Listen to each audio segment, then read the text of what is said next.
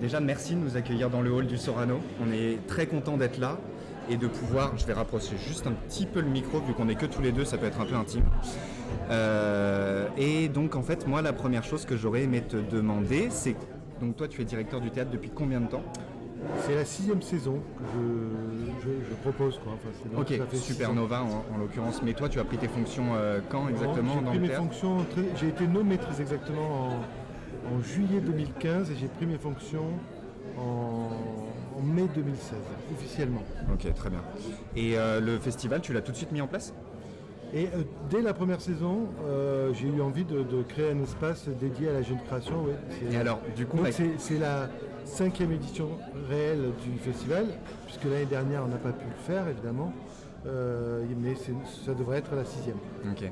Et on en parlera peut-être un peu de cette édition fantôme si tu as un peu de temps pour savoir comment toi vous avez rebondi avec l'équipe du Sorano sur cette période de confinement, mais là déjà on va d'abord centrer sur l'initiative en elle-même. Qu'est-ce qui t'a donné envie de monter un festival Jeune Création sur Toulouse ? Le festival Supernova fait partie intégrante du festival, c'est du projet du Sorano. C'est vraiment le cœur, l'épicentre. En fait, moi à la base je suis quand même metteur en scène, j'ai une compagnie de théâtre et c'est aussi le projet du Sorano tel que je l'ai proposé à la ville et le projet qu'elle a choisi. C'est un projet qui devait répondre à des manques. Il s'agissait de redonner une identité au Théâtre Sorano, mais de le faire à partir de ce qui me semblait manquer dans le paysage théâtral toulousain et régional plus largement. Et je l'ai construit ce projet à partir de mon expertise de compagnie. Donc c'est vrai que je trouvais qu'il manquait. Alors il y a des questions de formation qui se posent ici à Toulouse, qui sont toujours d'actualité d'ailleurs, la question de la formation des acteurs, des actrices. Mais après, il y a la question de comment on rentre dans le métier, comment on passe de l'école à une visibilité plus large, à une structuration de compagnie. Et je trouvais qu'il fallait inventer un espace dédié à ces jeunes compagnies. Parce que quand j'étais jeune compagnie, j'ai été accompagné par le Théâtre de la Digue à Toulouse, mais il n'y avait pas d'espace qui nous permette, qui soit comme un tremplin pour finalement avoir une visibilité nationale. Et toi d'ailleurs, donc c'est des manques que tu as ressentis à ce moment-là, toi quand tu as commencé à te lancer dans la création ?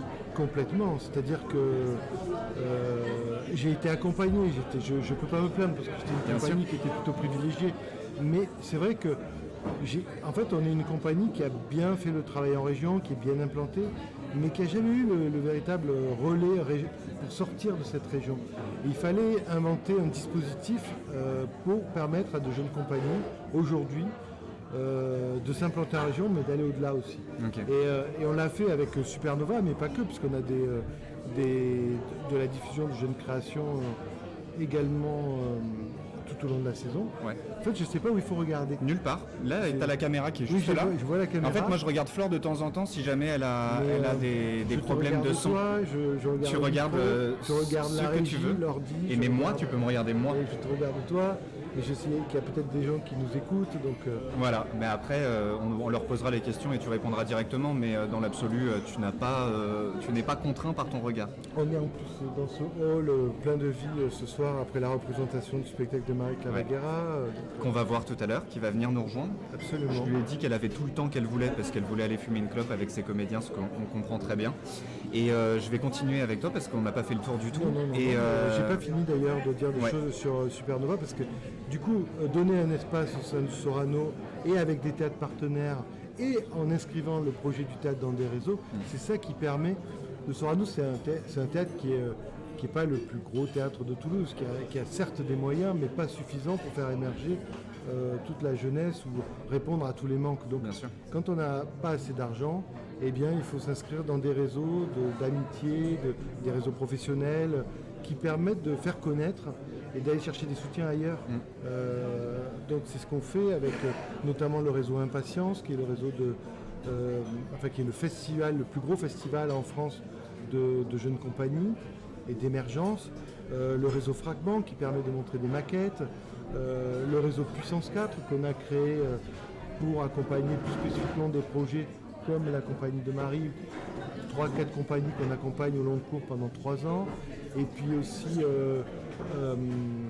le projet Collectif Enjeu, qui est un collectif régional d'une trentaine de structures de l'Occitanie. Qui viennent pas que de Toulouse, ouais, c'est ça. Et voilà, donc on essaie d'être attentif. Oui, c'est pas, le projet du Sorano, c'est un projet qui se déploie à Toulouse, mais qui n'est pas un projet toulousain.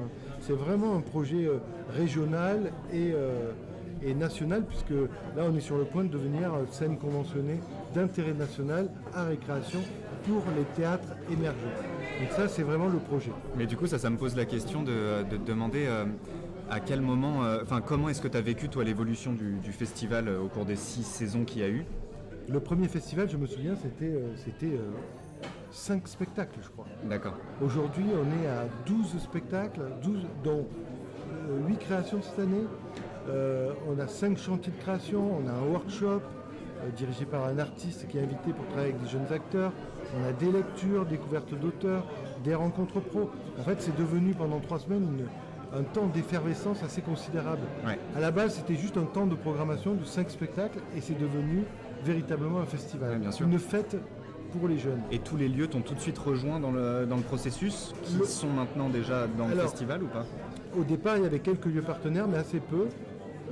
Il y avait 1 ou 2 lieux pour les maquettes, les chantiers de création qu'on appelle fragiles, et puis il y avait le théâtre Jules Julien.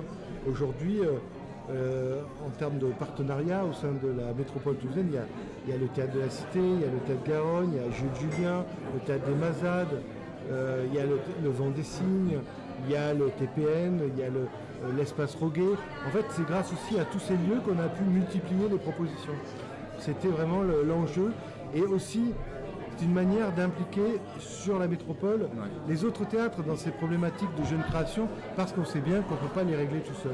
Oui, bien sûr. Et du coup, j'imagine aussi, toi, comment est-ce que tu fais ta programmation à travers ça? Tu vas voir les spectacles, mais ça doit être très compliqué d'aller voir des spectacles jeunes création, vu que justement, ils ne sont pas forcément présentés à des professionnels comme toi. Et comment est-ce que tu vas les dénicher un peu? Là, je reçois maintenant on est identifié, donc je reçois beaucoup de sollicitations, beaucoup de mails, de jeunes compagnies qui ont repéré, parce que c'est le Festival Supernova, c'est un des 3 ou 4 gros festivals de jeune création en France aujourd'hui, donc évidemment qu'il est repéré. Après, je participe à des jurys, à Impatience, je vais voir les maquettes, je vois... Mais aux prémices, comment tu as fait en fait pour initier ça? Aux prémices, j'ai pris des spectacles qui étaient convaincants, parce que je pensais que le but de Supernova, c'est pas juste de montrer des spectacles de jeunes créateurs ou créatrices, c'est de rendre le public témoin et complice des débuts d'une aventure, d'une naissance d'une aventure artistique. Et après, l'idée, c'est d'inviter ces équipes que le public rencontre, quand ça se passe bien, dans la saison. C'est vraiment l'idée de créer des parcours d'artistes dans cette ville, et ça se fait avec le public. Donc c'est pour ça qu'on est sur un temps long de festival, 3 semaines, parce qu'on ne voulait pas juste faire un gros week-end où on aurait fait 3-4 spectacles et puis on se serait acquitté de ça. Donc la première année, j'ai pris 5 spectacles, qui étaient plutôt des spectacles très réussis de jeunes créateurs, ce qui fait que tout de suite, en fait, on ne voyait pas la différence entre des spectacles de jeunes et des spectacles du reste de la saison. C'est ça l'objectif. Oui, bien sûr. Et maintenant, on peut prendre plus de risques. Le festival de cette année, il est assez singulier parce que, comme l'année dernière, on a vu beaucoup moins de spectacles, on a fait confiance à des artistes, on leur a laissé des espaces et on a fait des paris de création beaucoup plus fortement que les années d'avant. D'accord. Et je crois que ça aussi, c'est une évolution de Supernova. Au départ, c'était un festival de diffusion. On diffusait, il y avait une création qui était d'une compagnie régionale, et maintenant on arrive à un festival qui est un festival à majorité de création, puisque avec 7-8 créations cette année, la dominante elle est claire. C'est-à-dire qu'on vient à Toulouse, ce qui fait que ça attire aussi beaucoup plus de professionnels pour découvrir des spectacles qui se créent ici. Et c'est rappeler que Toulouse est une ville de créateurs et de créatrices. Et d'ailleurs, tu parlais des formes fragiles que vous présentez. Après, on appelle ça fragile, mais en soi, c'est plus les prémices de spectacle, en fait. Nous, on appelle ça fragile, mais ça peut s'appeler fragment, ça peut s'appeler chantier de création. Et c'est l'idée que dans les soirées Supernova, alors il peut y avoir plusieurs spectacles dans la soirée, mais il peut y avoir, le plus souvent, un chantier de création fragile, présenté à 18h30, gratuit, où le public peut venir voir découvrir des projets qui sont en cours de fabrication, et après aller voir un spectacle à 20h30. Et l'idée, c'est que si les chantiers de création nous paraissent convaincants, c'est que l'année d'après, dans l'édition suivante ou dans la saison, ces spectacles, ces projets de spectacle deviennent des spectacles. Donc c'est d'accompagner aussi à tout niveau. Moi, je reçois des dossiers, je fais des rendez-vous avec des artistes. Quand on a une envie, on leur dit bon, si tu veux, tu peux présenter un chantier, un fragile, et puis si ça, voilà, et quand ça match, comme on dit aujourd'hui, eh bien, ça devient un spectacle. Et nous, notre rôle, c'est d'être attentif à tous les maillons de cette chaîne de création. Non, mais c'est super d'offrir ça, je pense, aux jeunes créateurs qui ont besoin, effectivement, comme tu le disais, de visibilité, et que c'est assez récent, en fait, la création de ces festivals dédiés à la jeunesse. Ouais, alors le Festival Impatience, il est assez ancien, parce que c'est Olivier Pic qui l'avait créé quand il était à l'Odéon. Il a été repris par le 104, Télérama et de nombreux autres partenaires aujourd'hui. Après, dans les gros festivals, il y a le Festival Ouette qui a le même âge que Supernova, puisqu'il a été créé en mars et nous en novembre, mais de la même année, en 2016 du coup. Et puis il y a le cabinet de curiosité à Valenciennes, au Phoenix. D'accord. Après, il y a aussi des festivals européens qui sont intéressants. Je pense à la Factory, à Liège. Ce sont des festivals où on est très attentif ici aux équipes belges, donc j'y vais beaucoup. Et puis voilà, après c'est des réseaux, il y a aussi des structures qui sont dédiées à la jeune création à Paris. Donc voilà, il faut aller voir ça. Ça. Que je démarche, je les repère. Oui. Mais c'est passionnant d'être dénicheur des talents de demain. Bah, complètement, et puis même je pense que ça manque aujourd'hui d'avoir des gens qui s'intéressent vraiment à l'évolution de ces projets, etc. Donc c'est très important. Est-ce que, d'ailleurs, moi je voulais te demander, est-ce qu'au cours des 6 saisons de Supernova, est-ce qu'il y a des moments en particulier qui t'ont marqué, toi ? Il y a des aventures artistiques qui sont plus convaincantes que d'autres, mais c'est vrai que quand on se dit qu'à Supernova, il y a eu des gens comme Baptiste Amann qui sont arrivés, qui étaient présentés la première fois, comme Marion Sieffert, comme le Raoul Collectif. Enfin, il y a une certaine fierté. Et puis encore, cette année, je ne vais pas parler du spectacle de Marie, parce qu'on vient de le voir. Oui, et puis on va l'avoir après, je pense qu'elle nous en parlera un peu. Qu'on accompagne beaucoup. Mais c'est vrai que il y a des projets ou des artistes auxquels on croit beaucoup. Je pense il y a Simon Falguière qui est dans les parages quelque part. Il y a également Morin Ollès, Julie Benegmos, qui sont des artistes vraiment auxquels on croit et qui demain vont faire leur premier pas. Deux comédiens de l'atelier, venez même plutôt ici, ouais, et puis comme vous voulez. Enfin, je vois que certains ont été d'abord chercher de quoi boire. Mais tu pouvais, hein, je t'avais dit, tu pouvais. J'ai pas eu le temps, je discute avec les spectateurs. Mais oui, t'arrêtes pas. Je joue mon rôle de directeur, c'est d'accueillir. Et on est dans le hall, donc le hall c'est un espace d'accueil. Voilà. Et mais d'ailleurs c'est pour ça nous aussi qu'on voulait faire l'émission ici, parce que ça nous permettait de montrer un peu l'émulation qu'il y a qu'il y a dans le théâtre dans ces moments-là, et aussi pour dire aussi que tu proposes finalement maintenant un vrai marathon de théâtre aux spectateurs. Tu veux dire que ça pendant épuise 3 les semaines spectateurs, non, j'en fais trop. Non, ce que je veux dire par là, c'est que installez-vous. Viens Morgane, installe-toi. Donc je présenterai après, on termine rapidement avec Sébastien et comme ça je prendrai le temps de vous présenter. Fabien et Mathieu. Je ne vais pas dire les noms de famille parce que j'ai peur de me planter. Et eux, ils sont en pleine forme parce qu'ils n'ont pas joué ce soir. Mais ils ont joué hier, donc on va parler de ça aussi. Ils ont fait une lecture, et Morgane Nager qui est sortie là il y a 2 heures de ta maquette d'OVNI. Voilà. Donc oui, on va en parler. Et je voulais juste aussi terminer un petit peu avec pour te libérer si tu as envie. Après, si tu veux revenir et discuter avec nous, il n'y a pas de souci.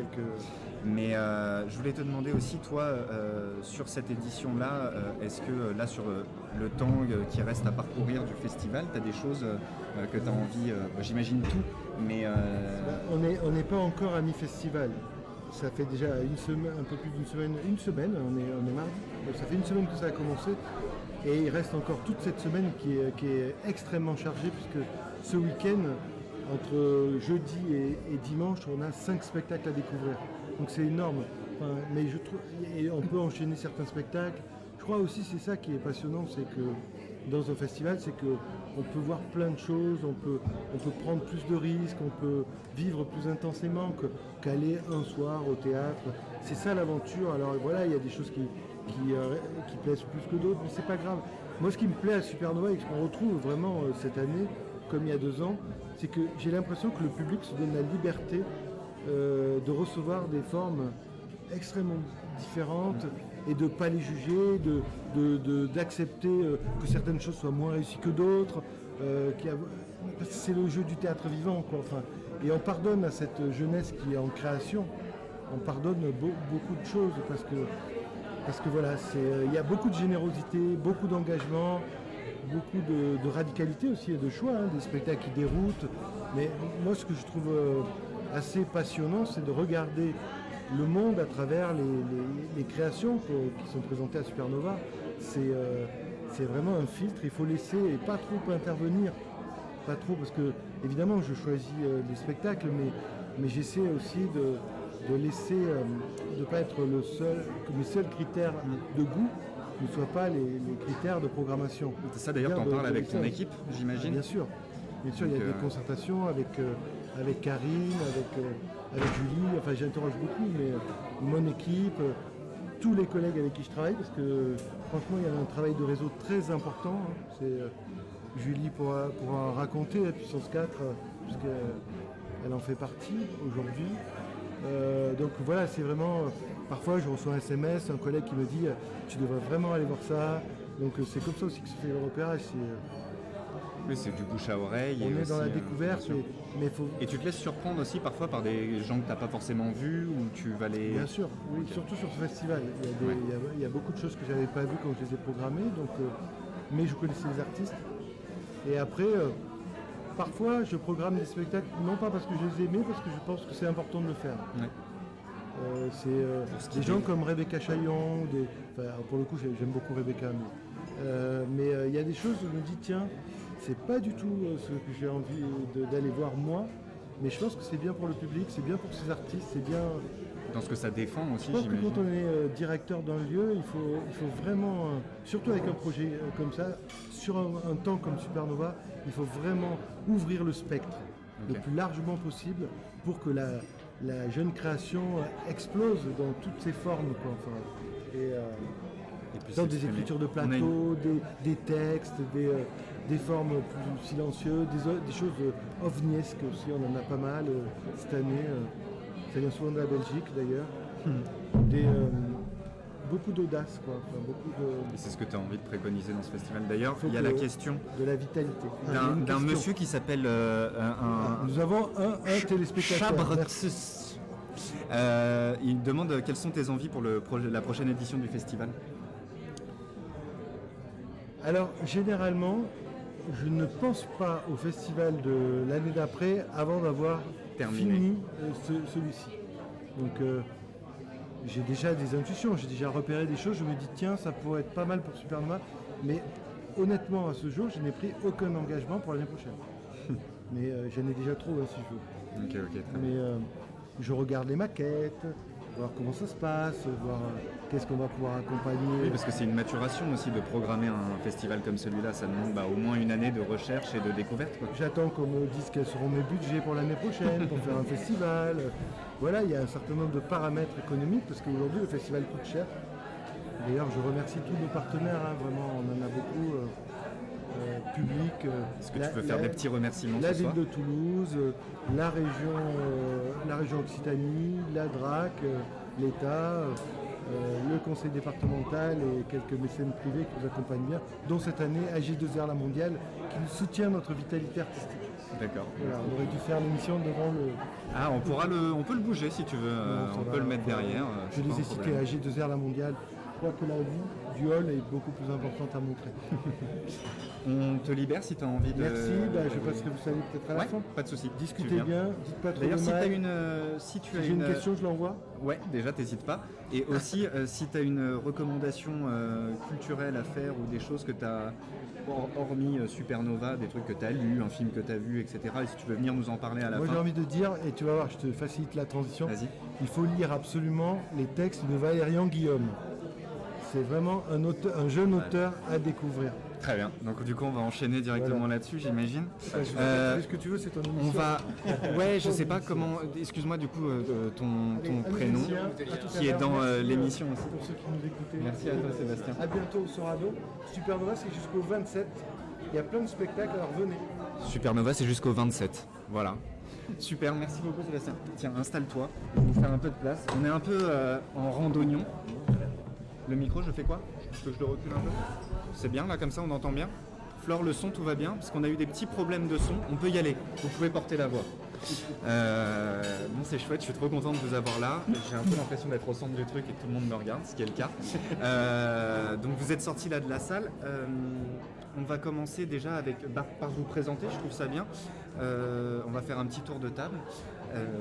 Par exemple, on va commencer par ce monsieur. Bah oui, Fabien. Par Fabien. Ouais. Fabien qui est donc à l'atelier Cité. Et hier, tu as fait une lecture avec Sébastien Bournac. Ouais. Donc Mathieu aussi, qui est aussi à l'atelier Cité. Est-ce que vous pouvez nous présenter déjà un peu ce que c'est que l'atelier Cité pour les gens qui ne connaissent pas sur le chat? Bien sûr. N'hésitez pas à porter la voix. Honnêtement, en ce moment on le fait beaucoup parce qu'on joue dans des lycées. Et donc l'atelier Cité, on en parle tous les jours, donc on est rodé. Je vais pouvoir l'expliquer pleinement. Alors l'atelier Cité, c'est la troupe éphémère du théâtre de la Cité, que tu connais bien, il me semble. Oui, j'en ai entendu parler. Voilà. Et en fait, c'est un cursus, un dispositif d'insertion. Voilà, c'est ça. Et donc ça dure 1 an et demi, donc précisément 15 mois, durant lesquels on a la chance de pouvoir vivre pleinement dans un CDN, donc un centre dramatique national. Voilà. Et donc on a un peu accès à tout, donc que ce soit la prod, la com, et on est vraiment au cœur du truc, quoi, parce que c'est des grosses machines, il y a beaucoup de spectacles, donc on a l'occasion de rencontrer beaucoup de personnes. Et tout au long de cette aventure, on a l'occasion aussi de travailler donc sur un spectacle principal qu'on est amené à tourner. Donc c'est le Tartuffe, mise en scène par Guillaume Sévérac-Schmitt, qu'on reprend là en décembre au Théâtre de la Cité. Et aussi, on a l'occasion de faire des ateliers avec des metteuses en scène. On a travaillé avec Maëlle Poésie, on a travaillé avec Maya Sandos et Paul Moulin.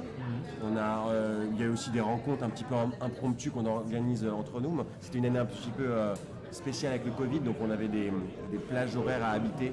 Donc on a profité pour prendre des initiatives en rencontrant Solange Oswald, qui est une grande dame de théâtre de la ville de Toulouse. Et voilà, et on fait plein de choses et on apprend un petit peu à comprendre comment est-ce que ça fonctionne, tout ça, comment est-ce qu'on va pouvoir être amené à créer un projet, comment est-ce qu'on va pouvoir être amené à tout simplement le contact avec les professionnels aussi. Ouais, voilà, à travailler tout simplement, c'est quoi une tournée? Enfin moi personnellement c'est ma première tournée. Parce que vous du coup c'est ça, vous êtes sorti d'école avant? En tout cas de formation. De formation avant et ensuite vous êtes employé au Théâtre de la Cité. Complètement. Tout à fait, salarié. Donc, voilà. Et du coup des formes là comme vous avez fait hier qui sont des formes de lecture et qui s'inscrivent donc dans le festival Supernova. Et c'est pour ça que je trouvais ça intéressant de vous avoir avec nous ce soir parce que vous êtes à la fois dans une formation et vous êtes jeune. Désolé de vous le dire. Et donc vous vous inscrivez dans ce festival et vous êtes allé faire une lecture du coup avec Sébastien, c'est ça? Oui. Est-ce que vous pouvez nous en parler un petit peu? Je sais pas, est-ce qu'il y en a qui ont pu la voir déjà, cette lecture? Non, voilà. On en reparlera après de ce que vous avez pu voir du festival ou quoi. Mais ouais, donc vas-y, pardon. Non, mais pas de souci. La lecture, elle était... en fait, c'est la continuité d'un processus qu'on a déjà commencé avec Sébastien durant l'année. On travaillait sur des lectures pour le festival de Figeac en août et dans l'objectif de Supernova. Donc on a fait un comité de lecture dans lequel on a lu une trentaine, quarantaine de textes d'auteurs contemporains, de jeunes auteurs, parfois pas édités, qui ont à un moment donné tourné autour de Arsena, autour de la maison Antoine Vitesse, donc la maison des traductions, pour essayer de trouver des auteurs qu'on ne connaissait pas et à qui on pourrait donner parole, c'est-à-dire à qui on pourrait en faire entendre. D'où le merveilleux titre des Inentendus qu'on avait donné à notre comité de lecture. Et ce comité de lecture, on avait comme objectif donc Figeac et Supernova. Pour Figeac, on avait sélectionné 4 auteurs-autrices, 2 auteurs et 2 autrices, Métis Navarro, Gwendoline Souvelin, Valérian Guillaume et Tristan Choisel. Ok. Tu peux les répéter un peu plus dans le micro, je pense, pour les gens. Valérian Guillaume, Tristan Choisel, Métis Navarro et Gwendoline Souvelin. Ok, d'accord, super. À découvrir du coup. À découvrir. Très rigolo parce que Tristan Choiseul et Métis Navarro, c'est plutôt des auteurs qui sont plus vieux, qui ont plus d'expérience. Métis Navarro est quelqu'un qui a déjà beaucoup édité des textes. C'est les solitaires, non, c'est pas les solitaires, c'est Espace 34 où elle édite beaucoup. Ouais. Tristan Choiseul, c'est quelqu'un qui est plus âgé, mais qui n'a jamais été édité. Donc en fait, on était vraiment dans un processus de découverte de textes. Et puis Valérian Guillaume et Gwendoline Soublin. Donc Gwendoline Soublin, autrice qui sort de l'ENSAT, et Valérian Guillaume, lui, qui est déjà en cours d'écriture de textes, qui va mettre en scène et qui a un processus de création, etc. Donc c'est vraiment vous qui avez choisi le texte que vous avez lu hier en fait. C'est ça, en fait, à l'Atelier Cité, on a oublié de dire, mais on n'est pas que tous les deux, sinon ce serait un peu petit pour faire du théâtre. On est 8, on est 7 comédiens-comédiennes et un metteur en scène. Et Sébastien nous a proposé de se rencontrer et autour de ça, autour de la jeune création des jeunes auteurs. Et on s'est donné comme mission donc, de faire surgir ces textes-là. Et ça a été vraiment une discussion en fait. C'était vraiment des après-midi, des journées entières à lire, à discuter. On a traversé parfois plusieurs textes du même auteur pour savoir, ok, est-ce que ça nous parle? Si ça nous parle, qu'est-ce qui nous parle? Comment est sa façon de parler? Comment est son rythme? Quelle est sa respiration? Comment ça se parle, etc. Et puis on a sélectionné pour Figeac ces 4 auteurs. Et pour Supernova, Sébastien nous a proposé de faire un focus sur un auteur pour pouvoir pleinement le rencontrer et pouvoir discuter avec lui.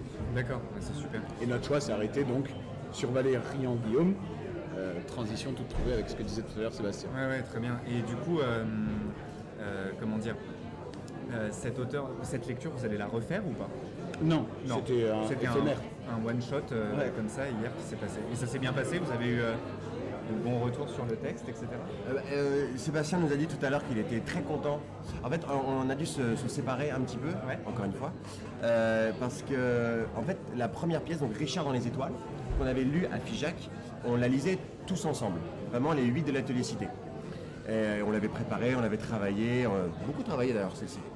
Et après, le calendrier a fait que sur la deuxième lecture, sur l'autre œuvre, on n'était que 3 à être disponibles, donc Quentin, Fabien et moi. Donc du coup, on est parti sur un solo, un monologue qu'il a écrit, qui est plus une sorte de roman. Même lui, il a du mal un peu à le classer. Valérian, je m'en ai parlé un peu avec lui. Et donc qu'on a pris à tous les 3. On a pris des grands blocs, chacun, bam, bam, bam. Et du coup, c'était, il était très content du travail qu'on avait fait. En plus, c'est une lecture vraiment, c'est des flots de paroles. Il n'y a pas de virgule, il n'y a pas de point. On lit, on s'arrête jamais vraiment.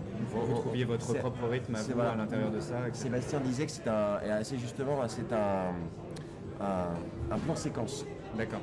Et le bouquin fait 120 pages. Okay. Donc, en fait, tu as 120 pages de Tu nous redis le nom du bouquin? Ça s'appelle Nul si découvert. Nul si découvert. Et c'est pas un bouquin de théâtre, c'est édité aux éditions de l'Olivier. D'accord. Et c'est considéré comme un roman. Et donc, en fait, lui, il a écrit un texte de théâtre qui a été sélectionné par Artsena en 2019. Ok. Mais lui, il a continué à le travailler et de fil en aiguille, il en est arrivé à en faire en fait un roman. Mais tout en gardant cette logorée, cette langue monologuée, etc. C'est super. On va revenir sur vous juste après. Moi, je vais présenter nos autres invités. Donc Julie, qui nous a rejoint, qui à la base, je ne savais pas que tu venais, donc je suis trop content de t'accueillir là. Julie Benegmos, c'est ça, je ne me trompe pas. Et donc toi, tu vas présenter un spectacle qui va se passer jeudi soir à la Cave Poésie et qui s'appelle Strip, c'est ça? Je ne me trompe pas? Ok, super. Et aussi, je vais en profiter parce que avec Morgane et Christian, qui eux aussi donc, sont des artistes qui présentent leur maquette. C'était ce soir et c'est demain aussi que vous pouvez retourner les voir. Et c'est au TPN, c'est ça? Je me trompe pas, j'ai bien appris ma leçon. Et donc moi, ce que je voulais vous poser un peu comme question, vu que vous êtes vraiment artiste associé au festival, donc chacun à un endroit différent, c'était un petit peu de savoir, déjà vous, est-ce que c'est la première fois que vous participez à un festival comme celui-là? Et aussi de savoir comment est-ce que vous êtes rentré en contact avec Supernova et comment s'est passé en fait le processus de mise en relation avec la structure Supernova et vous, vos projets. Qui vous voulez, il n'y a pas de souci.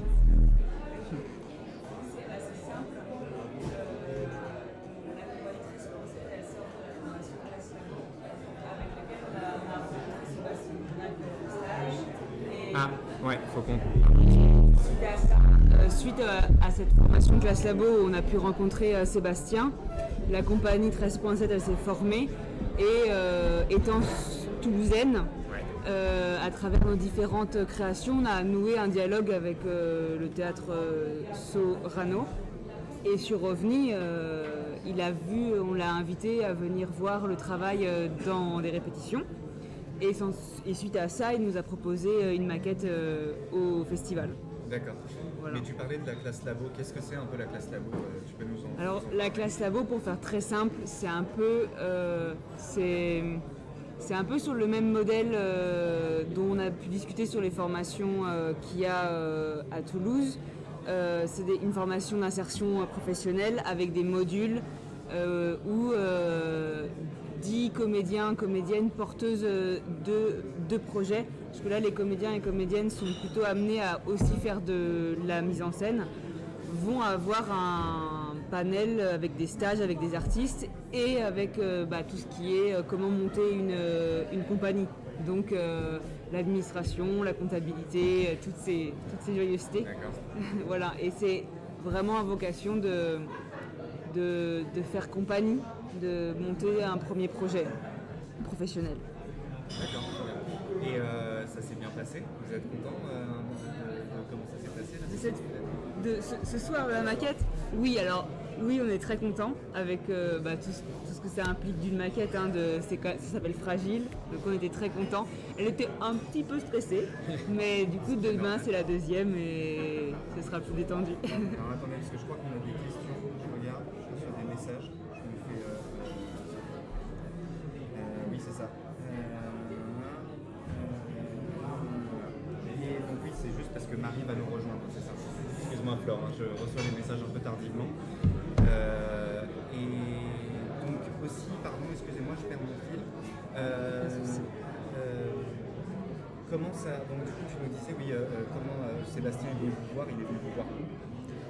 La compagnie 13.7, elle est associée au théâtre Jules Julien, qui est un théâtre à Saint-Agne, c'est pas très loin, et du coup il est venu voir le travail quand on était en répétition dans ce théâtre-là. Ok, super. Et en général, quand vous voulez faire venir voir des professionnels, c'est quoi? C'est vous leur envoyer un mail tout simplement? Ah oui, c'est des invitations. Dossier, etc. C'est des invitations, après c'est du travail au long cours, d'invitations, de rendez-vous, de dialogue, de plusieurs créations, parfois pour avoir un vrai partenariat ou un vrai échange.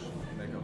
Et parce que du coup, on en parlait tout à l'heure avec Sébastien avant que vous arriviez, mais de la difficulté aussi aujourd'hui de faire voir son travail, autant que le spectacle vivant et le théâtre ne sont pas des lieux aujourd'hui aussi populaires que ce qu'on souhaiterait qu'ils le soient. Donc c'est jamais évident pour la jeune création de se faire remarquer. Et vous, est-ce que donc, du coup vous avez déjà participé à des festivals comme ça ou à ce genre d'événements avant? Non, c'était la première fois. En tout cas, même dans le cadre Supernova, c'était vraiment la première fois. Ouais. Et vous avez déjà un recul sur les gens qui vont venir vous voir, Oui. sur ce que ça va pouvoir vous ouvrir comme porte aussi après? Ce que ça va nous ouvrir comme porte, Ce qu'on aimerait ou... j'ai envie de te dire, ça dépend de ce qui va se passer et de plein d'autres facteurs aussi. Et c'est sûr que par contre, le fait d'être en maquette dans un festival, ça change énormément au niveau de la visibilité. Ça c'est certain. Et du coup, le temps de création, pardon, après on enchaînera, désolé, parce que comme le micro est très centré, Oui. je suis obligé de le faire tourner, sinon j'aurais préféré qu'on soit plus dans une discussion vivante comme ça, mais c'est vrai, voilà, avec le hall et on a eu des problèmes techniques, bref, je vous passe les détails. Mais, pardon, je te disais quoi, juste avant, désolé. On parlait de la visibilité. Ouais. On disait que Supernova, c'était quelque part, ça nous permettait en tant que jeune création d'avoir une vraie vitrine, en fait. Exactement. Ah oui, pardon, mais c'est ça que je voulais te demander sur le temps de création que vous avez eu autour de la maquette et que vous aimeriez avoir sur le spectacle que vous allez produire, parce que j'imagine que cette maquette va donner suite à un spectacle. Oui. Et à peu près pour que les gens se rendent compte, parce que je ne sais pas si les temps de production pour les gens sont très clairs dans leur tête. Combien de temps déjà ça vous a mis de créer cette maquette? Alors, nous, on est parti du point de vue qu'on travaillait le spectacle et que le temps de répétition de la maquette ne devait pas prendre la place dans la production, dans le travail qu'on fait pour créer ce spectacle. Donc, quelque part, on a travaillé et on a eu 2-3 jours où on s'est dit, bon, bah là, on a travaillé, on a avancé et maintenant, qu'est-ce qu'on fait ? On a 30 minutes au théâtre, qu'est-ce qu'on présente ? Et à partir de là, on a travaillé des transitions et des choses qui n'existent que dans cette maquette. Oui, parce que du coup, le spectacle que vous allez faire ou que tu envisages à l'avenir ne ressemblera pas du tout à ce que les gens pourraient venir voir demain soir. Ça ressemblera, parce que du coup, le fait d'avoir fait cette méthode-là, ça permet quand même d'être fidèle à notre travail. Mais c'est sûr qu'il y a des choses qui sont en recherche et puis il y a des choses qui sont clairement faites pour cette maquette-là, dont on ne sait pas du tout si ça va être dans le spectacle final. Bien sûr. Et c'est pas trop dur d'assumer ça, ce côté un peu justement fragile, quand vous avez envie justement d'amener un spectacle au bout et de le voir complet et pas fini, parce que j'imagine qu'il y a toujours du travail à faire dans ce spectacle, mais du coup là c'est pas frustrant pour vous de présenter le spectacle tel qu'il est à cet endroit-là. On pourrait se demander, tu vois, sur des formes fragiles, que parfois ça pourrait être... C'est frustrant, oui, enfin, quand on est à notre position en extérieur, justement, oui, parce qu'on aurait envie de tout montrer, mais c'est pas possible. Ouais. Mais c'est comment on arrive malgré tout à l'endroit où on est, parce que je suppose que sur tous les projets, c'est pas la même chose, suivant, même dans le cadre fragile, suivant la photo à l'instant T de où est-ce qu'on en est dans le temps de résidence. C'est plus là, en tout cas sur ce spectacle-là, avec beaucoup de moyens techniques, c'est comment réussir à esquisser un petit peu l'imaginaire qui permet de voir là où ça va. D'accord. Et donc ça, quand on y arrive, c'est cool, c'est ce qu'on a réussi à faire. Voilà, c'est frustrant parce qu'on aimerait bien montrer voilà, en tout cas l'univers complet. Par exemple, dedans, sur ce qu'on n'a pas montré, c'est tout l'univers sonore. Parce qu'effectivement, c'est encore en création. Au lieu de montrer un brouillon qui pourrait effectivement polluer ce qu'on a déjà de stable et de tangible, c'est du coup de dire, voilà, on ne montre pas cette partie-là pour vraiment se centrer sur déjà ce qui est d'existant et ce qui permet de déployer un imaginaire plutôt que de restreindre à quelque chose qui pourrait désorienter ce qu'on pourrait penser du spectacle. Après, les espaces comme ça sont quand même assez rares. Oui. Du coup, c'est vital. C'est pas comme si ça nous arrivait souvent dans le cadre de la création. Quelque part, c'est pas si frustrant parce que ça nous permet de rencontrer les professionnels à un autre niveau que dans des rendez-vous avec des dossiers. Là, on montre quelque chose, il y a du jeu, donc c'est pas si frustrant. Il y a du stress, c'est fragile, mais c'est un espace de rencontre qui est aussi beaucoup plus concret que juste dans de la rencontre à c'est à vivant, table. quoi. Au moins, bien sûr, et puis je trouve ça très chouette de présenter... Oui, dis-moi Flo. Parce que si Marie Claire Ouais, une petite place aussi, bien sûr. Et justement, je trouve que pour les spectateurs, de pouvoir découvrir des spectacles un peu en chantier, ou en tout cas en cours de création, ça leur permet aussi de voir un peu les dessous de ce que vous faites et de comment les artistes travaillent, etc. Donc je trouve ça très chouette en fait de pouvoir présenter ça à cet endroit-là dans le festival. On passe avec toi, après j'ai plein d'autres questions à vous poser. Sur ne serait-ce que, enfin on en parlera après. Julie, du coup, toi tu présentes à la Cave Poésie, donc ton spectacle, c'est toi qui joues ? Oui. D'accord. On est deux. On est deux à faire et le jeu et la mise en scène. Et c'est un spectacle qui existe depuis déjà un moment ou pas ? On l'a créé il y a 3 jours, enfin il y a la semaine dernière. D'accord. Et c'est fou, d'accord, ok. Et comment est-ce que du coup tu t'es mis en relation avec Sébastien et le festival Supernova, et comment est-ce que du coup, vu que tu me dis que vous l'avez créé en 3 jours, comment dans les timings ça s'est fait ? Il y a 3 jours. C'est-à-dire que la première a eu lieu à Montpellier au Chiasma la semaine semaine dernière. D'accord. Mais ça fait 2 ans et demi qu'on travaille sur ce spectacle. Ah, ok, d'accord. Non, ok, d'accord. Je pensais que vous l'aviez monté en 3 jours le spectacle et que tac, c'est bon, c'était parti pour Supernova. Je me disais, mais quelle est cette magie? Comment vous avez fait? Et d'accord, très bien. Et donc 2 ans que vous travaillez là-dessus. Toi, ta compagnie, elle est basée à Montpellier. À Montpellier, ok, d'accord. Et tu avais déjà vu le festival Supernova? Non, c'est la première fois que je viens. D'accord. Et même avant, tu n'avais pas pu aller le visiter Bah non, c'est vrai qu'on n'est pas loin pourtant de Toulouse, Montpellier, mais non, j'étais jamais venue. D'accord. Et du coup, le spectacle, alors attends, on va faire une petite place à Marie.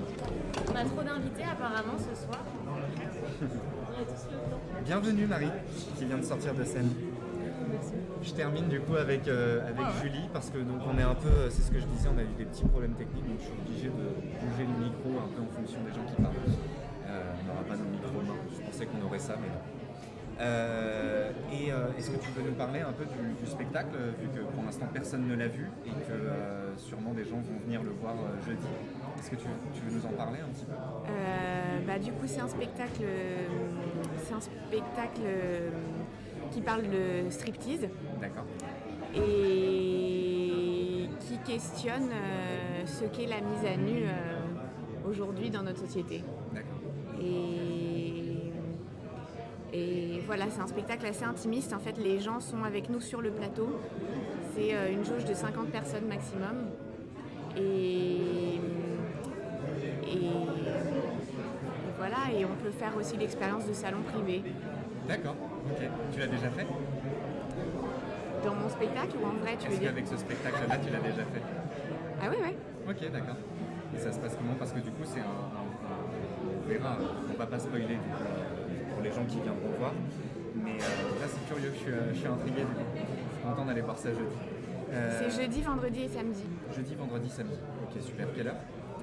Alors jeudi, c'est 18h et 23h. Et vendredi et samedi, c'est midi et demi, 18h et 23h. Et pour savoir un petit peu aussi comment le processus de création s'est fait, du coup tu disais ça faisait 2 ans et demi que tu travaillais dessus et quelles ont été les étapes un peu de création et aussi l'origine du spectacle? Alors les étapes, c'est que j'ai d'abord fait des interviews avec des stripteaseuses. D'accord. Et en fait, suite à ça, avec cette matière, on a commencé à tisser entre les interviews, une matière autobiographique et puis de la matière littéraire. Et ensuite, on construit au plateau. Donc en fait, après, on écrit, et c'est une écriture au plateau qui se fait en mêlant les médias. D'accord. Et du coup, comment est-ce que vous l'avez développé? Parce que 2 ans et demi de création, c'est beaucoup, ça prend beaucoup de temps. Mais avant de le montrer la première fois, je veux dire, comment est-ce que vous avez construit le processus de création? Je veux dire, d'abord, tu as parlé avec ces stripteaseuses, toi, tu as développé une écriture autour de ça, et ensuite, vous avez juste travaillé au plateau là-dessus, et avec, j'imagine, les corps, comment le son aussi, j'imagine, il doit y avoir la musique, les corps, les images, et puis un univers du milieu de la nuit, quoi. D'accord, trop bien. Trop bien. On va revenir avec vous, on va présenter aussi Marie, histoire que tu nous parles aussi un petit peu du spectacle. Bon, tu viens d'en sortir, j'imagine, voilà. Faut pas hésiter à porter un peu la voix pour le micro, parce qu'on est quand même entouré de beaucoup de bruit. Pareil, un peu les mêmes questions, en fait, de savoir déjà depuis combien de temps le spectacle se crée. Aussi de savoir comment le lien avec Supernova s'est fait et s'est construit. Et voilà, et avec Sébastien aussi, j'imagine, comment ça s'est créé. Ça fait 4 ans que le spectacle est en gestation et c'est suite à une rencontre que j'ai faite avec un détenu en prison. D'accord. Qui m'a dit qui a fait une comparaison dans nos métiers. Moi j'ai arrivé avec la casquette mise en scène. D'accord. Et puis lui m'a dit que finalement en fait on faisait la même chose, lui en tant que braqueur de banque. Le principe était le même, c'est-à-dire il était seul avec une idée et puis il avait besoin de s'entourer de personnes pour réaliser ses projets. Et donc de là, cette comparaison m'a titillé un petit peu, sachant qu'il était rentré en prison au moment où j'avais fait ma première création. Donc ça a été le point de départ. Et puis après, j'ai voulu plus essayer de chercher une certaine radicalité là-dedans. Donc j'ai utilisé l'histoire du gang des postiches, voilà, bien connue. Mais c'était plutôt essayer de donner à voir, en tout cas, la course infernale vers lesquelles une metteuse en scène, mais aussi un braqueur et puis n'importe qui, en fait, qui s'enferme dans un processus hyper répétitif, avec très peu de mots pour exprimer, en fait, très peu de conscience, pas éprouvé, mais très peu de choses pour pouvoir nommer ce qui est ressenti, ce qui est vécu, jusqu'à une fin qui, de toute manière, on le sait dès le début ce qui va se passer, quoi. Mais c'est juste, moi j'ai eu quelque chose d'un peu sadique dans la mise en scène, de m'amuser à ce qu'il ne se passe pas grand-chose, finalement, en dehors des braquages. On sait que c'est hyper répétitif, mais à essayer de désamorcer le truc, quoi. D'accord. Donc voilà, donc ça c'était tout le processus. Et puis j'ai écrit le texte aussi par ailleurs. Et en fait, il y a eu, Est-ce que tu as été aidé pour l'écriture du texte? Accompagné? Oui, accompagné. Ouais, avec un dramaturge, ouais, bien sûr. Et puis, mais tout ça, ça a été vraiment un long cheminement. Au début, j'avais eu envie de travailler avec quelqu'un d'autre, voilà. Et in fine, ça a été très bien de travailler, de moi-même arriver à coucher aussi le texte dans sa brutalité. Oui, et puis ça prend beaucoup de temps en fait aussi, c'est ça que j'aimerais qu'on souligne un peu avec tout le travail là et tout ce que vous nous avez raconté là, c'est déjà tout le temps de création que ça demande, et ensuite il faut aussi démarcher pour aller rencontrer des professionnels et jouer et rencontrer les gens, parce que j'imagine sur 2 ans et demi de travail ou 4 ans de travail, les choses évoluent dans vos têtes et vous avez sûrement d'autres envies, d'autres choses, et pourtant il faut quand même se tenir à la création que vous vouliez faire initialement et l'aboutir. Donc je trouvais ça important aussi qu'on débriefe un petit peu sur les temps de création et que les gens se rendent compte que monter un spectacle, ça peut mettre jusqu'à 4 ans. Ouais. Après il y a ça, mais ça je pense qu'on est un peu formaté, je sais pas vous, mais un peu formaté à se dire de toute manière à un moment il y a une date et on sait que ça va arriver jusque là, c'est tout un processus d'accompagnement, de construction en fait qui va arriver jusqu'à un moment, bam, ça va éclore. Là après la singularité, je sais pas vous, comme je suis arrivée en cours, c'est que normalement ça devait naître et vivre l'année passée, quoi. Et en fait vraiment là pour le coup le Covid, ça a vraiment interrompu quelque chose, et même le spectacle est teinté de ça aussi aujourd'hui, puisqu'il y a eu un arrêt finalement qui n'a pas pu évoluer alors que la chose était en train de se faire, c'était programmé, quoi. Je sais pas, il y a vraiment un rapport au temps qui est très précieux, et qui, là c'est la première fois où je l'ai considéré vraiment de cette façon-là, et c'est pas une reprise comme d'autres reprises de spectacle où le spectacle a vécu et tout d'un coup tac on le reprend, non en fait c'est reprendre sur quelque chose qui était déjà mort-né, quoi. Ouais, bien sûr. Voilà. Ouais, je comprends. Et après le temps de travail sur la recherche de production est quand même colossal par rapport au temps de travail qu'on fait vraiment dans nos salles. D'ailleurs, Morgane nous parlait tout à l'heure des labos et qui forment en fait à ça. Et c'est fou qu'il y ait des formations faites pour justement la diffusion et la production de spectacles vivants, parce que à l'atelier, on n'apprend pas forcément ce genre d'aspect du métier et de comment ensuite, en tant que créateur, on va être amené en fait à faire des métiers qui ne sont pas forcément les nôtres, et que pour vendre notre spectacle, parce qu'on parle vraiment de vente, et donc ça rentre dans des sphères économiques qu'il faut gérer, et donc il faut connaître les tenants et les aboutissants, etc. Donc c'est pour ça, par exemple, des festivals jeunes créations, est-ce que vous en connaissez d'autres? Est-ce que vous avez assisté à d'autres festivals jeunes créations, même en tant que spectateur, ou non, pas vraiment? Oui, bien sûr. Il y a différents relais en plus qui travaillent ensemble. Il y a le festival WET à Tours. Il nous en parlait tout à l'heure, Sébastien. Voilà, parce qu'après Sébastien, avec le Sorano, fait partie du réseau interrégional informel de Puissance 4. Oui. Qui soutiennent en fait pour 3 années un accompagnement. Donc c'est un accompagnement de compagnie sur 3 ans. D'accord. Donc moi je sais que j'ai fait je suis de la première écurie, on va dire. Je sais que toi c'est la deuxième qui arrive. Okay. Et donc ça c'est un accompagnement sur la durée et qui permet de aussi pouvoir être visible dans différents festivals de la jeune création, que ce soit le Supernova, WET, à Nantes, voilà. Et même en tant que spectateur, vous êtes à la recherche en général de jeunes créations, ou est-ce que vous allez voir un peu tout le temps les mêmes metteurs en scène ou les mêmes compagnies, ou est-ce qu'au contraire vous essayez de varier un petit peu votre spectre de rencontres? je veux dire d'une manière générale, et comment est-ce que vous cherchez ça ou comment est-ce que vous vous renseignez là-dessus. Je trouve ça intéressant pour les gens qui aimeraient découvrir un peu justement la jeune création, de comment est-ce qu'on s'y prend pour découvrir ces nouveaux créateurs. La question, c'est comment on fait pour aller voir des nouvelles jeunes. Comment nous on fait? On va voir les spectacles de nos copains. D'accord. Mais du coup, ça reste dans un mood de personnes après, que vous connaissez déjà. Oui, mais quand, par exemple, quand il y a différents cercles, après c'est la copain ou la copine proche qui en fait va se déplacer sur Lyon pour aller voir tel festival ou personnellement par exemple je connais personne, mais elle va dire viens on y va ensemble. Donc, en tout cas de notre place ça fonctionne vachement par bouche à oreille en fait. Mais après même sur les... Pardon. Oui voilà. C'est-à-dire je pense qu'on est aussi des spectateurs, on pratique notre art, mais notre artisanat comme on veut l'entendre, mais on est aussi curieux. Donc en fait on veut voir, tiens, qu'est-ce qu'aujourd'hui, on est en 2021, qu'est-ce qui se fait sur un plateau, comment on parle sur un plateau, quelles sont les scénographies, quelles sont les lumières, qu'est-ce qui nous anime, quelles sont les musiques qui viennent habiter les lieux, quoi. Et donc on est obligé d'aller, enfin c'est même un devoir, je crois, d'aller se questionner, quoi, d'aller voir autre chose. Et effectivement on va voir la jeune création parce qu'on sait qu'au moins ce sera vraiment 2021. Ouais. Quelqu'un qui est des années 70, qui fait de la mise en scène, je dis pas que c'est moins ou quoi, mais il a déjà rodé sa chose. Nous on en est au stade on commence à deviner ce qu'on aimerait pouvoir faire. Et en fait on a cette question-là, et quand on va voir un spectacle, on voit des spectacles, des maquettes, on se pose, ah ok ils le font comme ça, ah ok ils racontent comme ça, ah tiens c'est marrant en fait, entre le spectacle que j'ai vu une fois à Paris ou à Lyon ou à Marseille et celui-là que je viens de voir, en fait il y a des liens. Mais ils se connaissent pas, ils se sont jamais rencontrés ces gens-là. Mais pourtant, ils parlent comme ça, donc ça dégage quelque chose. Donc en fait, je crois que c'est juste la curiosité de rentrer dans une salle de théâtre. Bien sûr. Et c'est la prise de risque.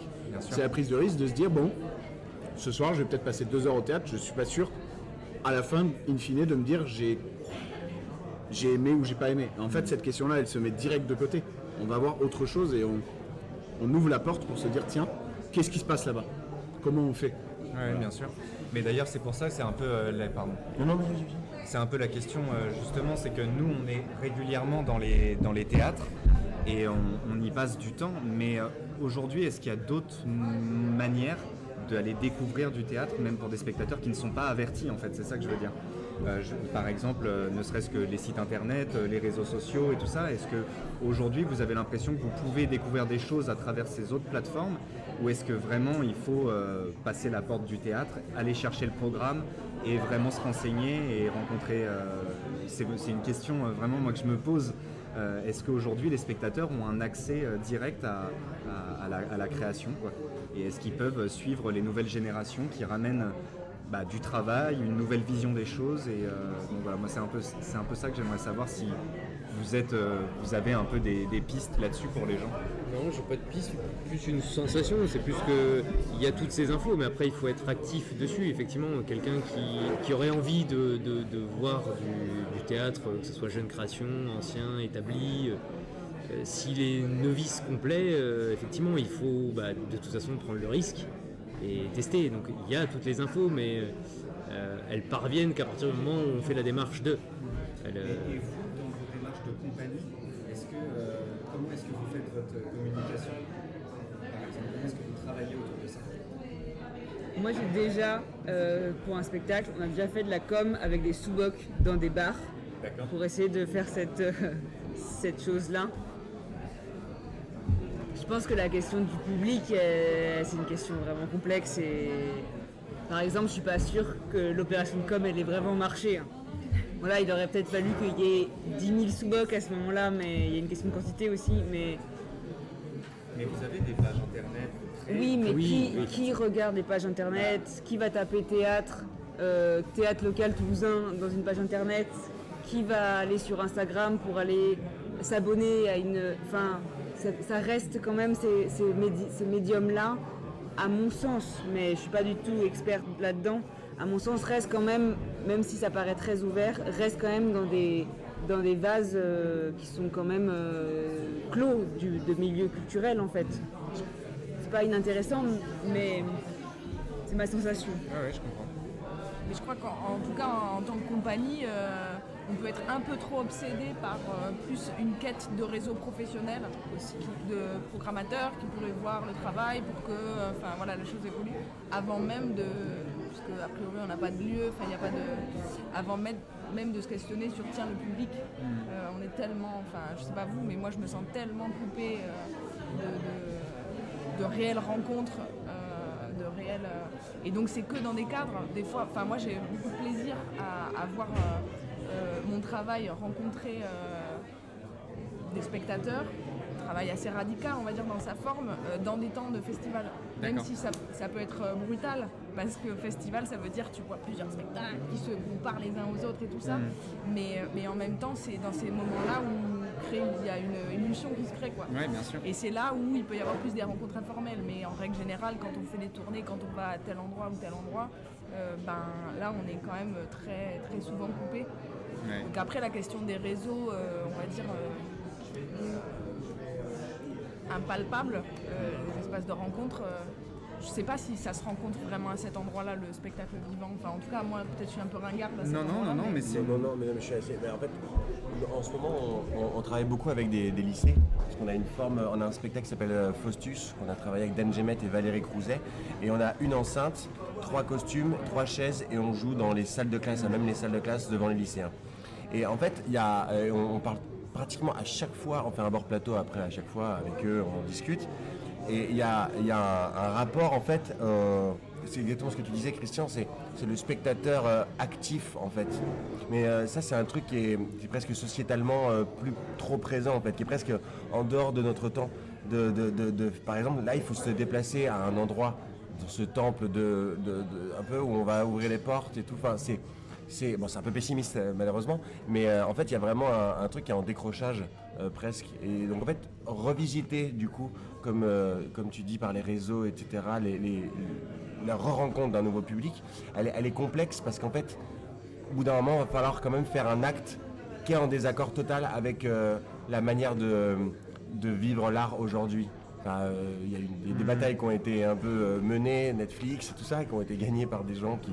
Et tu vois, rentrer dans... Et je suis d'accord avec toi, j'ai fait le Festival d'Avignon avec des amis plein de fois, et j'ai eu plein d'idées hyper malines, de sous-boc, de trucs comme ça, que je me suis dit, je sais, là ça va marcher, ça va fonctionner. Mais en fait, quand tu joues en fait, à ce moment-là, une sorte de jeu de communication presque un peu... où en fait tu sais qu'à la fin tu vas forcément perdre, j'ai l'impression. Et je me disais, mais en fait... c'est pas forcément ça. Il faut créer le lien dans la salle. Alors effectivement, l'élan pour que les gens soient dans la salle, il est très complexe et il doit être accompagné de RP qui font des super jobs dans tous les théâtres et que je salue parce que c'est vraiment un travail. C'est vraiment se s'échiner quoi pour rajeunir un public ou même le varier tout simplement. Ouais. Mais je suis d'accord avec toi. Je pense qu'au bout d'un moment, le plateau crée le lien et il me semble que ce soir il y avait des jeunes dans la salle et qu'au début ils parlaient et puis qu'au bout d'un moment ils arrêtaient de parler. Bon ben voilà. Ça crée le lien, non mais c'est évident. Et mais du coup aussi pour revenir du coup sur le festival Supernova, parce que ce genre d'événements en fait finalement permettent aux spectateurs de venir prendre des risques, de venir découvrir des choses qui vont être gratuites, payantes aussi, et qui vont pouvoir vraiment, ils vont avoir des lieux complètement ouverts pour eux. Est-ce que vous le ressentez ça, ce genre de... Est-ce que vous ressentez qu'il y a plus d'émulsion dans ce genre d'événement-là que dans une programmation annuelle, je veux dire. Moi je trouve par exemple il y a un festival, pour les maquettes par exemple, il y a plein de spectateurs en fait qui se retrouvent à aller découvrir une maquette alors qu'ils savent même pas ce que ça veut dire ce mot maquette, parce qu'en fait ils ont vu la programmation, ils ont vu un spectacle et que tout d'un coup ils arrivent à cet endroit-là quoi. C'est vraiment le tuilage de la proposition en fait en elle-même qui fait que ok boum boum boum je me fais une semaine et tu vois tout, ou pas, mais sinon quand c'est que je pense que c'est bien de décloisonner et de proposer diverses choses comme ça les gens vont venir Ouais, bien sûr. Et même entre compagnies aussi, est-ce que vous avez l'occasion de vous croiser, d'aller voir les spectacles des uns et des autres, tout ça? Ouais, vous arrivez à en profiter? Toi, t'arrives à en profiter, Julie, par exemple, en étant à Montpellier? Pas du tout? Non, enfin moi on est arrivé hier Ouais. et en fait depuis hier on est en montage vous toute arrêtez la pas. journée et ça va être comme ça pendant encore jusqu'à jeudi Et et là, ce soir, t'as pu venir voir le spectacle. ouais, ce soir j'ai pu venir voir le spectacle mais c'est parce que le festival a fait la communication en disant qu'il fallait, tu vois, que ce soir il y avait une soirée d'inauguration, un truc D'accord. mais en fait sinon je crois que Tu n'y aurais pas été. c'est très dur pour moi en fait de me concentrer sur ce que je dois faire et le faire bien Ouais. et en même temps profiter, je crois, d'un festival et de voir des gens et de rencontrer des gens et de parler avec des gens parce que ça prend une énergie de fou en fait. Mais c'est vrai, enfin tu vois, il y a un moment c'est énorme à Ouais, faire bien sûr. comme travail, tu vois, et de présenter un spectacle avec le stress, avec le truc, avec le machin, Ouais, bien plus sûr. après je vois bien que c'est formidable justement pour faire des rencontres et pour tu vois ce qui se passe maintenant, je pense que je l'aurais jamais vécu autrement. Mais ouais, je pense que en tout cas toute seule je sais pas si j'aurais eu, tu vois, Le réflexe. ouais, Je comprends. il faut que l'énergie, il faut en fait, qu'il y ait quelqu'un qui justement, parce vienne que tu créer dis- des ouais, liens bien en fait. sûr. Ouais. Et en même temps, c'est assez logique. Vous êtes dans des périodes où, encore une fois, vous êtes dans un acte commerçant. Vous venez vendre votre spectacle et vous venez le vendre à des professionnels qui vont venir, qui vont vous juger. Enfin, je dis ça avec des grandes guillemets. Non, mais je veux dire, il y a des professionnels qui viennent vous voir et j'imagine que le jugement, même si vous êtes bienveillant vis-à-vis de votre travail et vis-à-vis de la démarche que vous avez, c'est toujours compliqué d'avoir ce regard critique que vous allez avoir sur vous et qui va éventuellement permettre à ce spectacle de vivre à l'avenir. Donc je comprends complètement que ce soit déstabilisant et tant mieux que du coup on puisse se retrouver là autour de cette table pour en parler. Et d'ailleurs je me suis demandé, parce que comme tu fais ton spectacle strip, on parlait de communication. Comment est-ce que tu communiques, toi, par exemple, autour de ton spectacle qui est autour du striptease, et comment est-ce que tu en parles aux gens? Je veux dire, voilà. Comment est-ce que tu en parles aux gens et comment est-ce que toi, tu démarches les théâtres avec ce spectacle-là? Parce que ça parle d'intimité, ça parle de nudité, etc. Donc, est-ce qu'il y a une appréhension par rapport au public, à comment est-ce que tu vas les prévenir de tout ça, etc. ou pas? Ou est-ce que pas du tout, au contraire, tu les laisses venir découvrir et tu préfères ça? Le public, non, je le laisse venir découvrir et j'ai pas envie qu'il en sache trop justement Ok. avant d'entrer dans la salle. Ok. Les programmateurs, il faut qu'ils sachent un peu plus. Ouais, j'imagine. Mais Et comment tu leur du coup, on va pas trop spoiler, mais globalement, qu'est-ce que tu racontes autour de ton spectacle pour les convaincre de te prendre dans le... pour les convaincre, j'allais dire une très... T'as le droit de dire je ne vais pas répondre. Non, j'allais dire... non, mais c'est pas grave. Pour les convaincre, je leur montre les interviews, en fait. Ok. En fait, je crois que le travail des interviews avec les stripteaseuses qu'on a fait au préalable, c'était hyper important parce que ça nous a permis de montrer des choses très concrètes, en fait, tu vois, dans ce qu'on voulait dire, dans le message qu'on voulait passer. Ouais, c'est une bonne idée. Et ça a fonctionné. Ouais, je comprends. Si je Ouais, bien sûr. peux me permettre, N'hésitez pas. Hein. moi des fois, je trouve que à mon endroit, je trouve que, où c'est des réflexions que j'ai beaucoup en ce moment, je trouve que c'est dangereux de défendre un spectacle sorti de l'eau comme ça, un truc qui apparaît comme ça, alors que c'est hyper important. C'est pour ça que je disais je suis pas là pour vendre des spectacles, c'est vrai et faux, mais tant mieux si ça rencontre, si quelqu'un se dit tiens, moi j'ai envie de me saisir de cette tentative. Pour questionner un public, ou questionner dans une programmation, vraiment qu'il y ait une pensée de... Parce que pour moi, c'est vraiment un geste artistique. Alors oui, il va y avoir un spectacle, mais il y en aura un autre, et un autre, et un autre. C'est vraiment sur un parcours et une quête d'artistes, en fait, qui cherchent avec le temps, avec ce qui se passe. Ce que tu disais sur aujourd'hui, maintenant, il se passe quoi? Qu'est-ce qui crée? Comment est-ce qu'on crée? Et plus que de défendre un spectacle ou un pitch à vendre, c'est plus se dire moi en fait je cherche ça, j'explore ça, parce que sinon ça met vraiment une pression à l'artiste qu'il ne doit pas avoir, c'est-à-dire sur le remplissage de la salle, sur s'il fait un four, c'est génial, tant mieux. Mais parce qu'en fait, j'exagère, mais en fait, il faut que c'est ça en fait ce qu'on défend en fait, de recherche. Pouvoir tester en fait. Et en fait, mais de mettre à l'endroit de l'artiste et en plus de la jeune création, c'est encore plus effrayant. En fait il faut pitcher, il faut que ça marche. En plus, si déjà il faut que ça marche dans ton pitch pour le vendre, pour aussi avoir des coproducteurs pour le monter, tu vas mettre 3 ans, 4 ans, tu vas faire une maquette, et puis si ta maquette elle est bien et tout ça, et tac, tu vas avoir le truc. Et après, le geste artistique, c'est quoi la recherche ? Il y a une recherche de spectacle après spectacle, et après, il y a un endroit où c'est impératif de se dire c'est pas notre affaire en fait.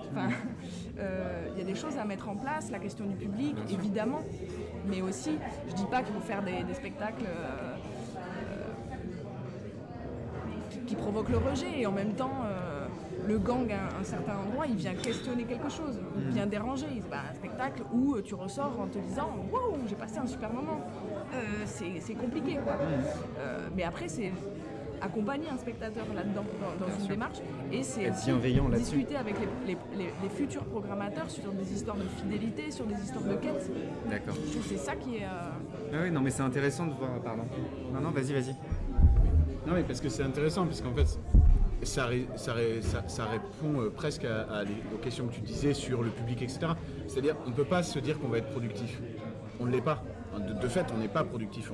On n'aura pas, parce que la salle est bien remplie, on n'aura pas plus. Enfin, en vrai, c'est faux. Le spectacle, il nous a coûté trop cher en termes de construction, etc. On ne peut pas résumer les créations en termes productifs. Donc en fait, on doit se dire à un moment donné, si on commence à faire des spectacles pour être achetés, en fait, du coup, on ne le fait pas pour le public. Donc le public ne vient pas. Donc peut-être que c'est ça qu'il faut arrêter pour qu'il y ait des gens qui viennent.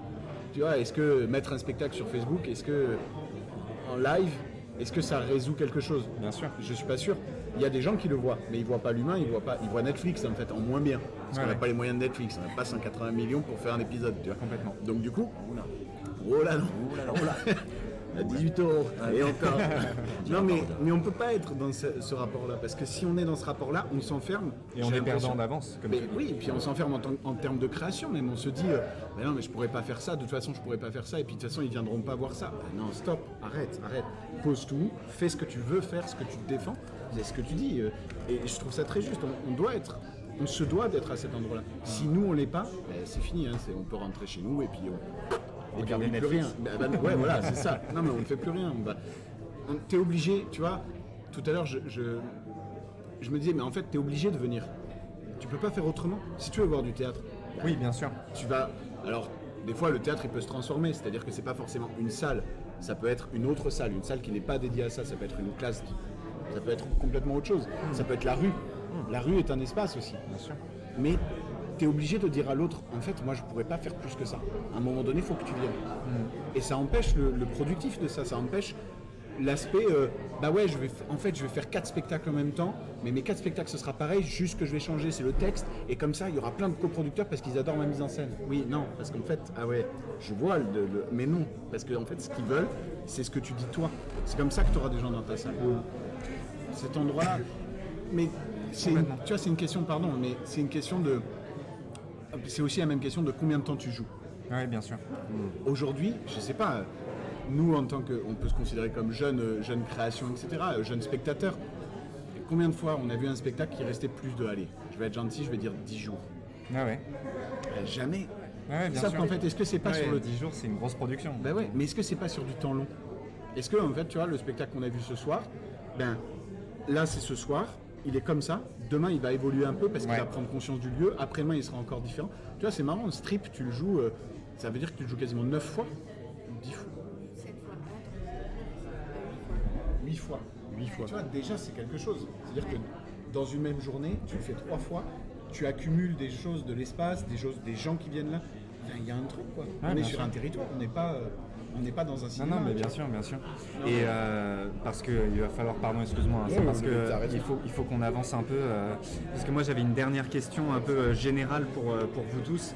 C'était justement, est-ce que vous vous sentez jeune créateur justement? Est-ce que À quel endroit est-ce que vous vous sentez jeune créateur? Je m'entends, c'est-à-dire que le théâtre a plein d'institutions, plein d'endroits où ils vont avoir des metteurs en scène réguliers qui vont revenir et tout ça. Et à quel endroit vous vous situez là-dedans et comment est-ce que... parce qu'on parle des réseaux sociaux, on parle de la jeunesse et de comment faire venir peut-être des publics plus jeunes aussi et comment les aider à pousser la porte, une porte qui est vue comme élitiste en fait la plupart du temps dans la bouche des gens et des spectateurs qui n'ont pas l'habitude d'aller au théâtre. On va avoir tendance à penser que le lieu du théâtre est un lieu élitiste. Et vous, à quel endroit est-ce que vous vous positionnez? Parce que vous êtes jeune et vous portez le fardeau de ça en fait, de cette, de cette culture qu'on a et de cette image qu'on a du théâtre. Et moi, ça m'intéresserait de savoir un petit peu comment vous pensez qu'on peut s'en détacher.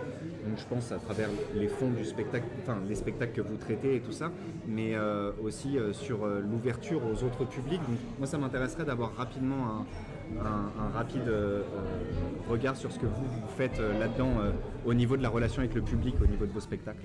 Si, juste rapidement. Est-ce que vous avez le... Pardon, je fais un petit tour rapide. Non, mais c'est compliqué comme question. T'as 2 heures? Non. Est-ce que, par exemple, vous destinez vos spectacles à des formes plus petites qui peuvent être vues par le plus de monde, donc dans des lieux, comme disait Fabien, plus divers en fait? Mais oui, mais je crois que ça, c'est pas une question de jeune création. Non, je veux dire, n'importe quelle compagnie de théâtre aujourd'hui... Bah oui, c'est plutôt une problématique actuelle, culturelle, économique, sociale, de recherche de différents publics, mais aussi d'orientation économique. Il y a tellement de choses là-dedans. Il y a énormément de compagnies qui diversifient, qui font des spectacles en salle, des spectacles dans des collèges, des spectacles dans des EHPAD, des spectacles dans des prisons, qui font des formes hybrides, des formes entre le spectacle et autre chose. Je crois que c'est pas forcément lié à la jeune création. Oui, mais en même temps, c'est vous qui allez vivre à travers cette période-là. En fait, c'est ça que je veux dire. C'est par jeune création, c'est que vous êtes né avec, on est né, on a évolué en fait avec ces problématiques-là, et donc on va continuer de les développer. Donc en fait, c'est pour savoir si vous, dans vos processus de création, vous y pensez. Ce qui est génial, c'est qu'il y a plein de choses qui sont possibles aujourd'hui. Et du coup, qu'est-ce qui résonne le plus avec notre travail et du coup, quelque part, il n'y a pas une injonction très forte à faire un spectacle comme ça, en salle, en boîte noire. On a quand même un espace où on peut chercher quand même. Pareil pour vous, j'imagine, aussi, dans le processus de création. Ouais. Moi, j'ai l'impression que ça a vraiment aussi changé avec le Covid. Oui. Tu vois, en fait, moi, j'ai vu mon mode de fonctionnement et de réflexion se transformer pendant la période du Covid. D'accord. Et en fait, d'un seul coup, je me suis dit, mais en fait, c'est pas important, tu vois, d'être dans la grande salle du CDN ou du je ne sais pas quoi. Finalement, ce qui est important, c'est là, maintenant, avec les gens que je vais rencontrer. Et du coup, je me suis dit, en fait, et je crois que c'est aussi pour ça que, tu vois, Strip, c'est 50 personnes, et c'est pas... voilà, le but, c'était pas le plus grand nombre, le plus grand lieu, mais un truc où, en fait, je vois les gens dans les yeux, tu vois, et où, en fait, je peux leur parler. Et ça, c'était le plus important, tu vois. Ouais, je comprends. Pareil, j'imagine pour toi, Marie. Moi, je me sens pas du tout jeune. C'est vrai? Ouais. Je me sens plutôt vieille et ringarde. D'accord. Dans le sens où... parce que sinon, c'est stigmatiser la jeunesse sur un élan joyeux, Non, mais c'est ce que disait révolutionnaire. Morgane tout à l'heure, c'est moi qui me suis mal exprimé, parce que c'est vrai que c'était pas une problématique que liée aux jeunes. Ouais. Et c'est pour ça que je pense que je le défends de façon un peu... Ouais, je comprends, mais t'as raison. Ça m'amuse. Mais parce qu'on attend beaucoup de la jeunesse. C'est la jeunesse qui va sauver le monde, c'est la jeunesse qui va recolorer autre chose, raconter l'histoire qu'on vient de vivre, et toutes les histoires passées, tout ça. Alors que, mine de rien, la jeunesse, en fait, on n'a pas les mains, en fait. Enfin, on n'a pas les sous, on n'a pas l'argent, c'est pas nous qui décidons. Donc, c'est vrai, c'est horrible, mais oui, on peut à un moment être les bouffons du roi, à un moment, sur des choses, mais Donc ouais, non. Et puis la jeunesse est a priori l'image de la révolution. Et je crois qu'aujourd'hui, oui, il y a ça, mais qui n'est pas que propre à la jeunesse. Elle est propre ailleurs. Elle doit d'ailleurs, je pense, être et voilà, on s'emparer. commence à... Oui, bien sûr. Il y a d'autres choses. Et en effet, je pense que c'est réellement avec le Covid qu'il y a eu beaucoup de prises de conscience. Et en même temps, dans ces prises de conscience, bah tiens, c'est comment est-ce qu'on fait ouais, mais d'accord, en fait, l'institution, elle est quand même hyper présente et elle n'a pas trop bougé. Mais les maisons se fissurent, hein, les équipes, c'est hyper compliqué pour les RP, tout ça, c'est vraiment très très compliqué, on le voit bien. Et moi, par exemple, je me suis dit, mais moi, je veux plus créer en salle. Donc, on est en train de s'équiper d'un chapiteau pour essayer de sortir et de se dire, en fait, stop. D'être vraiment indépendant. Et donc en fait. de trouver, et dans une certaine rapidité, quoi, dans une spontanéité à ce qui se passe aujourd'hui dans le monde, je crois. Et donc, la jeunesse ou quoi, j'en sais rien, mais... Il va falloir que je vous libère, tout le monde me fait des signes, il faut qu'on arrête. Est-ce que juste pour terminer, pour conclure, est-ce que vous avez un spectacle à conseiller, un bouquin que vous lisez en ce moment, un film que vous avez vu ou quelque chose qu'on pourrait conseiller aux gens qu'ils auraient envie? Vas-y. À partir du 23 novembre, il y a Sans fin de mise en scène de Simon-Élie Galibert qui joue au Théâtre de la Cité, dans la salle de répétition 1, qui est une salle, quoi. Une très grande salle. Et voilà. Et c'est l'atelier Cité, c'est la moitié de l'atelier Cité. Oui, tu promeux le copain, c'est bien. Bah ouais, qu'est-ce que tu veux, c'est comme ça. T'as bien raison. Fabien, toi, t'as un truc que tu lis, un bouquin en ce moment, un film que t'as vu? En ce moment, je lis quoi? Je lis T'es pas obligé beaucoup de science-fiction de lire. en ce moment. Si, je lis beaucoup. Je lis beaucoup de science-fiction en ce moment. Et je conseille, figure-toi, Nous, de Eugénie Siamiatin. Comment tu l'écris? Nous. Le titre c'est Nous. Ok. Édition on Babel. le trouve. C'est super. Ok, C'est, super. avant 1984, c'est ce qui a inspiré 1984, mais c'est vraiment une belle découverte en termes littéraires. Ah, trop bien. Ok, trop bien. Moi, j'aime bien aussi. Je vais lire ça. Est-ce que... Moi Ouais. Moi, je pense qu'il faut aller voir tous les spectacles de Supernova. Ça, c'est bon, c'est fait. C'est bon. Enfin, en tout cas, la profusion. Ouais. Et puis sinon, en ce moment, Preciado, je pense que c'est pas mal de lire Preciado en ce moment. D'accord. De qui? C'est l'auteur. D'accord. Donc c'est Paul Béatrice Preciado. Ok, d'accord. Et je sais pas, par exemple, Un appartement sur Uranus, c'est pas mal. La D'accord. Révolution est en marche, tout ça, c'est pas mal. Ok, très bien. C'est noté. Est-ce que, Julie, tu as un conseil culturel à nous transmettre? Moi, ce serait L'éloge du risque de Anne Dufourmentel. Ouais, je confirme. Et vous, est-ce que vous avez quelque chose à rajouter? Là comme ça je cherchais mais je sais pas, je connais pas du coup Non mais du coup ça m'a fait penser, enfin moi je réfléchis pour autre chose, mais du coup Alessandro Baricco, du coup auteur plutôt de romans, et le dernier que j'ai lu c'est Sansan qui est très bien. Voilà, les autres aussi sont très bien, mais voilà. Et moi, le dernier livre que j'ai lu, ça s'appelle Alcool. Je sais plus le nom de l'auteur. Je crois il s'appelle Bobby quelque chose. Et c'est deux jeunes gens qui essayent de monter un restaurant à Harlem, non, à la Nouvelle-Orléans. Voilà. Ouais. Et c'est Bobby White. Bobby White, c'est génial.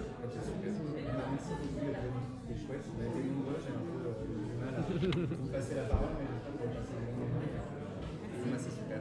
Merci. Merci. Merci beaucoup.